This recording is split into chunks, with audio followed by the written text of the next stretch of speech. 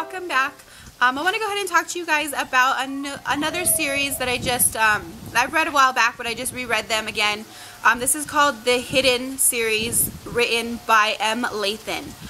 This is going to be book 1, and it is titled Hidden. So the main character in this book is named Christine. She's actually an orphan. She goes to this Catholic school or a religious school, and she actually has these powers.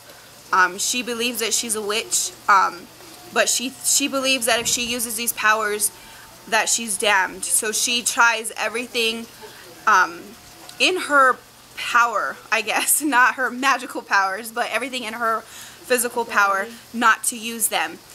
So every time she does by mistake, because she can hear everybody, all the humans' thoughts, she prays to God and she says, please forgive me, I didn't mean to do that, I didn't mean to use it. But in this school, she's actually picked on because of these powers. She kind of stays to herself and she doesn't want to be around anybody, and because of that fact, everybody makes fun of her and teases her and says she's kind of crazy and this and that. So eventually it becomes too much for her, and she is having these really bad thoughts where she just wants to murder these girls, and of course that's to the extreme, you know. But she has these thoughts of killing these girls because they've actually been torturing her for years, you know what I mean, and you can only take so much. So when this happens, it's in the middle of a fire alarm is going off or whatever, and this witch shows up in the middle of everybody, like this bright light shows up, and she tells Christine, come with me. She takes her from the school and they magically go to New Orleans to this house. This witch's name is Sophia.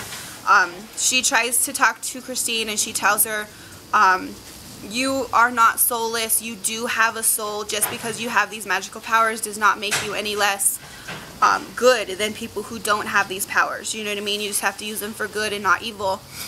So she's trying to drill that into her, but she still believes that she shouldn't use these powers, so she still tries to push them down and she tries to not use them. In this house, Sophia, she actually brings other witches and other shifters, because there are shifters in this book. She brings one named Nate, he shifts into a dog. Another girl named Remy, she shifts into a panther. Anna, I think Anne is her name, and she's a witch.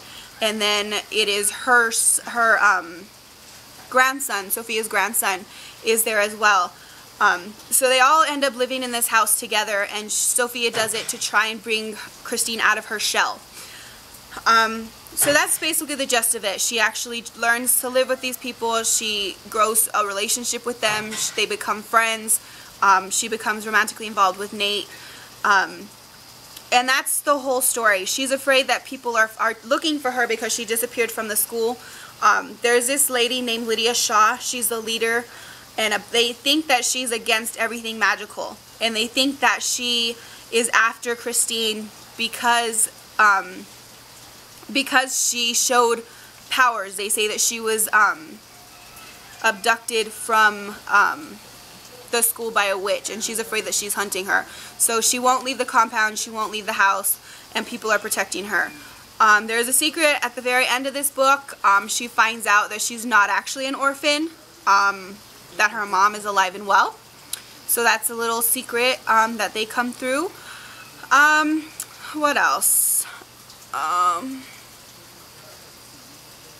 That's basically the gist of it. There's definitely more. These books are really long, I believe. There's a lot of information in these books. I kind of like that, because you're not kind of wondering what's going to happen, right now it's a 4-series collection, and each book is just as long as this very first one, and it has all kinds of details in it. So I really like that. It doesn't keep you guessing. So definitely check this book out. Until next time, enjoy the adventure.